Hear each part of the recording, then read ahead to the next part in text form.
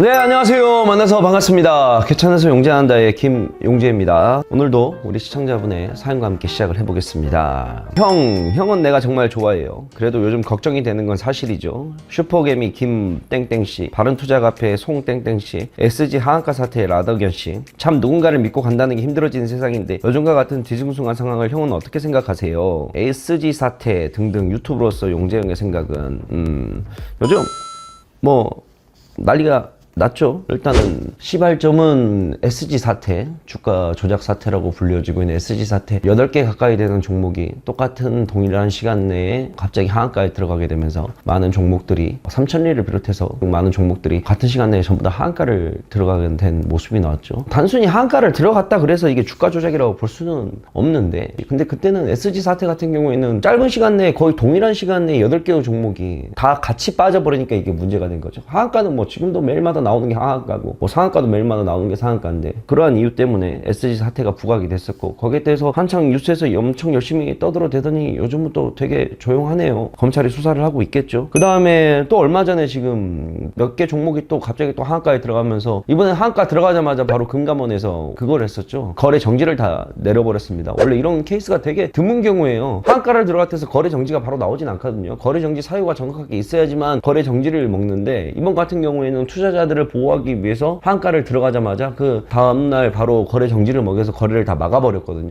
근데 여기에 또 관련된 인물이 나오는 게 우리 주식 동아리 네이버에 카페에 주인장이 연결이 되어 있다. 근데 주인장의 인터뷰도 나와서 하는 내용 보게 되면 자기는 올바른 주주를 위해서 주식을 매매했다. 근데 여기에 이제 제일 중요한 거는 제가 봤을 때는 그때 그분의 이제 핵심 내용은 유사 투자 자문업자와 투자 자문업자가 이제 있는데, 이제 저도 이제 저희 회사를 운영하고 AP투자연구소를 운영을 하고 있지만 저희는 유투업입니다. 자, 일반적으로 유투업은 기본적으로 남의 돈을 일임을 받아서 운영할 수 있는 권리가 없어요. 남의 돈을 못 받게 되어 있습니다. 그런데 이분 같은 경우에는 유투업인데도 불구하고 남의 돈을 받아서 일임을 해서 매매가 통정 매매라고 우리가 하는, 같은 시간 동안 물량을 서로 주고받으면서 거래량을 늘리게 되는 일종의 수법 같은 게 있는데, 그런 거에 연루가 되어 있다는 이야기도 있는 것 같아요. 물론 이제 검찰 수사가 진행 중인 단계다 보니까 정확한 내용은 좀 판단을 해봐야 되고, 그 다음에 이제 얼마 전에 며칠 전이었죠. 슈퍼개미 김정환 씨라고 슈퍼K라고 구독자 한 55만 명 정도 데리고 계시는 사람이 있는데, 선액 매매를 했다고 58억의 부당이득을 취득했다고 검찰에서 이제 발표가 나오면서 영상을 다 내렸더라고요. 물론 혐의점이 있으니까 검찰이 조사를 하는 건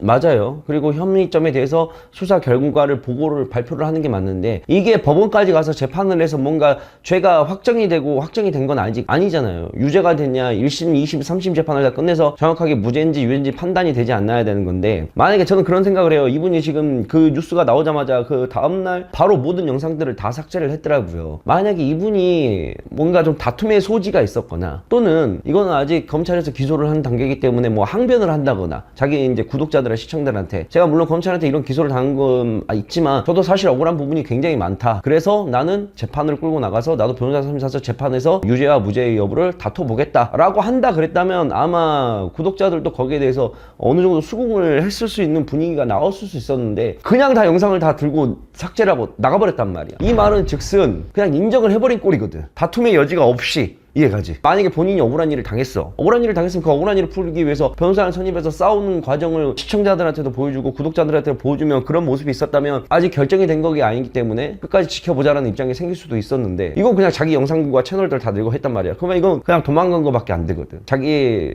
채널에 대한 구독자들에 대한 정말 배신이고, 그러면 뭔 생각이 들어? 야, 이거는 100% 빤스런이구나 라고 생각을 할 수가 있거든. 이제 이분이 이제 한 게 가장 결정적인 게 선행매매라는 건데, 실질적으로 선행 매매에 대한 입증을 하는 게 굉장히 힘든 일 중에 하나야. 우리가 보통 주가 조작으로는 많이 들어가거든. 주가 조작이나 시세 조종, 그 다음에 내부자 정보 거래를 위한 선취매, 이런 걸로 많이 들어가, 보통 금융범죄 사실들을 보게 되면. 근데 선행 매매로 인한 부당 이득을 취득했다는 거는 금융범죄 사실에서도 굉장히 좀 힘든 것 중에 하나야. 그게 왜 그러냐면 굉장히 입증하기가 되게 어렵거든. 그렇다면 봐봐, 주식 유튜버들이 보통 종목을 다 언급을 하는데, 나 같은 경우도 종목 지금까지 많이 언급을 했잖아. 100개, 200개, 300개, 400개, 아니 주식 주식 유튜버들이 종목에 대해서 언급을 할 수밖에 없는데 이 언급된 종목들을 하나하나 해가지고 그 선행 매매를 뭐 물론 본인의 계좌도 파보고 다 파서 일자나 이런 걸 대조를 해보고 막 해봤겠지. 근데 이게 쉬운 게 절대 아니거든. 자, 너 선행 매매했지? 그 선행 매매에 대한 증거 자료와 이렇게 보여주기가 굉장히 힘들어. 그 자료 요건을 만들기 자체가. 근데 그만큼 검찰이 뭔가 확실한 증거를 가지고 이걸 이 정도까지 얘기했을 정도고, 또 김정환 씨도 이거에 대한 반박을 안 하고 튄 걸 보면, 반스런을 한 거 보면 굉장히 빼도 박도 못하는 무언가가 있지 않았나 라고 나는 그렇게 조심스럽게 생각을 해. 이게 선행 매매 조건이 그러니까 왜 어렵냐면, 내가 어떤 종목을 샀어. 이거 종목이 앞으로 되게 좋을 거예요. 이게 막 8만원 10만원까지 갈 거예요. 그러면 살 거 아니야. 이게 기본적으로 선행 매매야. 그리고 나서 목표까지 도달을 했어. 그럼 난 먼저 빠지는 거야. 내가 10만원에 팔려고 생각을 해. 10만원에 난 판 거야. 그러면서 내 시청자들은 또는 나를 따르는 사람들은 난 판지 모르잖아. 내가 입 다물고 있으면. 이거 10만원 갔는데 앞으로 12만 13만 더 갈 거예요. 계속 그렇게 꼬드기는 거지. 그러니까 내 물량을 다른 사람한테 넘기는 거야. 또 조건도 한번 생각을 해봐야 되는 게, 이게 왜 그래서 까다롭냐면, 삼성전자야. 내가 삼성전자를 샀어. 삼성전자가 너무나 좋을 거예요. 한번 사보세요. 시세 조정이 일어날 수 있을까? 무슨 말인지 이해가지? 자, 반대로 거래량이 되게 적고 이름 없는 종목이, 하루 막 거래량이 5만 주 막 3만 주 막 거래 대금이 막 얼마 되지도 50억도 안 나오는 그런 종목이야. 근데 내가 먼저 사놨어. 사세요. 그러면 이건 시세 조정이 일어날까 안 일어날까? 일어나지. 왜? 물량이 적고 거래량이 원래 적은 종목이었으니까.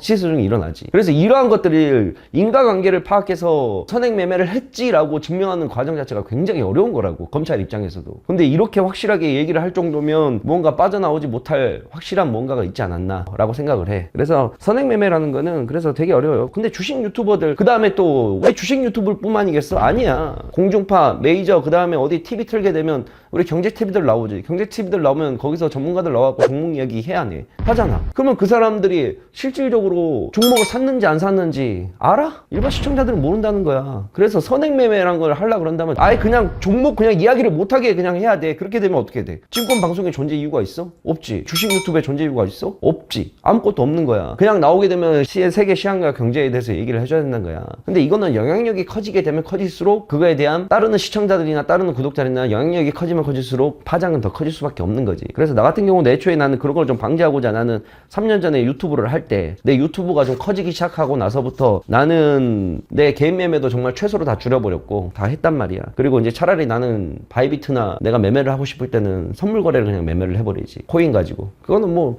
선행 매매 뭐 조건이 될 수가 없으니까 바로 단타를 맨날 치는 거니까. 아무튼 뭐 그런 일이 있는데, 결국은 이 이야기가 주는 교훈은 뭐냐면, 여러분들, 제가 항상 그러잖아요. 주식 유튜버가 됐든 누가 좋은 종목이 있다 그런다면 결국은 여러분들이 판단을 잘 해야 된다는 거예요.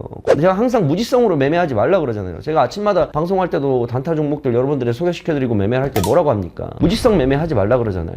이거를 왜 이 자리에서 들어가고 뭘 하는지 왜 판단을 해야 되고 본인 기준하에 움직여야 되고, 여러분들이 종목을 보는 정확한 원칙과 여러분들이 기준에 의해서 나는 컨택을 한다라는 정확한 게 있다 그런다면, 다른 사람들이 하는 말은 그냥 나에게 있어서 서포트 되는 말이 되는 거야. 그게 내 메인이 돼서는 안 돼요. 하다못해 워렌 버핏이 나한테, 워렌 버핏이 야 이거 종목 좋아 사봐라고 해도 내 기준에 안 맞으면 안 사야 되는 거야. 워렌 버핏이 사는 종목들 시장에 안 나와요? 나와요. 뉴스나 이런 거 보면 워렌 버핏이 뭐 갖고 있다, 워렌 버핏이 뭐 사고 있다, 그거를 받아들인 거는 본인의 자유인 거야. 워렌 버핏이 이런 걸 갖고 있다고 한국 시장에서, 그럼 나 이런 거 한번 찾아볼까? 봤는데 나도 괜찮네? 그럼 나는 어떻게 전략을 세우고 어떻게 매매를 해볼까? 이런 식으로 움직여야지, 단순히 뭐 누가 유명한 사람이 추천을 했다, 유명한 사람이 누가 갖고 있다, 그래가지고 그냥 들어간다는 거는 너무 무지성 매매라는 거예요. 그런 거를 죽자 살자 해봤자 아무런 여러분들에게 도움이 안 된다는 겁니다.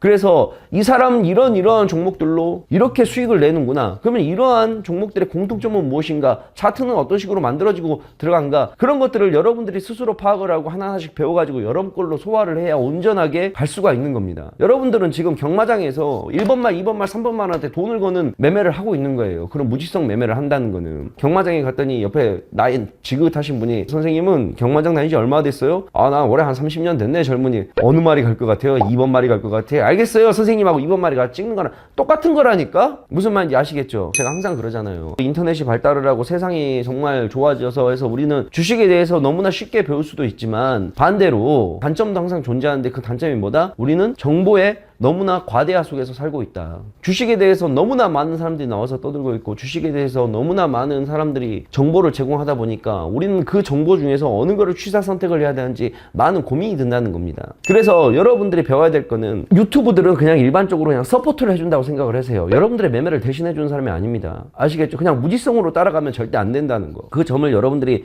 잘 깨닫고 있으셔야 피해자가 안 되고 여러분들께서 뭘 하더라도 안 된다는 거예요. 아시겠죠? 우리 시청자 여러분들은 저도 마찬가지입니다. 제가 뭐 좋다라고 한다고 무지성으로 매매하지 말고 공부를 한번 해보세요. 왜 저걸 좋게 보나? 그러면 저와 같은 맥락, 같은 업종에서 일하는 업종은 또 없나? 그럼 내가 한번 그거 정말 찾아볼까? 용재형이 말하는 종목보다 이게 더 나은 것 같은데? 그럼 그거 매매하는 거고 본인의 판단하에 매매를 하면서 빼먹을 수 있는 것만 빼먹으라 이겁니다. 아시겠죠? 우리 시청자 여러분들. 아무튼 최근에 이런 일들이 계속해서 연달아 좀 발생을 하고 있는데 좀 마음이 아픈 부분은 많아요. 같은 주식 유튜버로서. 그래서 나도 요즘 솔직히 많은 생각들을 해. 아, 내가 이 주식 유튜브를 굳이 해야 될 필요성이 있나 생각을 많이 들어요. 이게 영향력이 큰 사람들은 이런 걱정을 한다니까. 내 구독자가 예를 들어서 2,000명이야 1,000명이야 그럼 내가 이런 걱정 하겠어? 크게 안 하지. 근데 어느덧 나도 알게 모르게 지금 구독자들이 꽤 많은 사람 중에 한 명이고 주식 유튜버 상에서는 내 말 한마디 한마디가 나하고 뜻과는 다르게 오해의 소재를 일으킬 수도 있는 일이고 언제 어느 순간 또 나도 타켓이 돼가지고 혹시나 정말 그런 일을 당한다 그런다면 나는 적극적으로 항변하겠지. 적극적으로 나는 진짜 억울하다 나는 뭐 하겠다라고 나는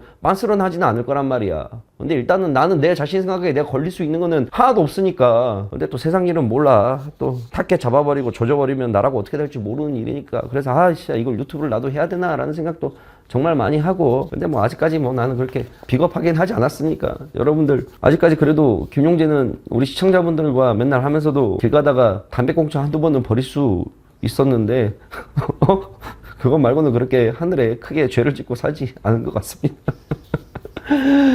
아무튼 우리 시청자 여러분들도 누가 됐든 뭐가 됐든 간에 항상 주관적인 자세로 접근을 하시고 항상 주식에서 가장 중요한 거는 나의 판단, 내가 바라보는 시각, 그리고 나만의 매매 원칙, 이게 제일 중요하다는 걸 우리 시청자분들이 꼭 알아주셨으면 좋겠습니다.